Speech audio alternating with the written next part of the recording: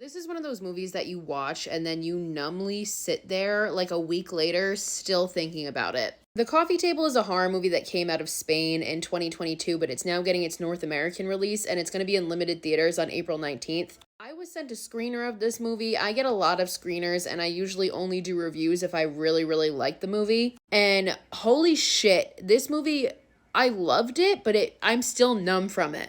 First of all, when you Google this movie, it's going to come up as a horror slash comedy. That could honestly not be further from the truth. There is no comedic element to this movie at all. This movie is so dark and so tragic and so bleak. It's unsettling. It's cruel. That's a perfect way to describe it. It's just cruel. To be honest, when I read about this, I was like, oh, it's going to be like a possessed coffee table or some sort of element like that. It is not. It is a very realistic movie. It is a very human tragedy. It's shocking, it's unsettling, it's tense, it's filled with a lot of raw emotion, and you almost can like feel the characters suffering. Like Dread Central set up there, this movie is definitely not for the weak. I agree with that, but again, I haven't been able to stop thinking about it since I saw it.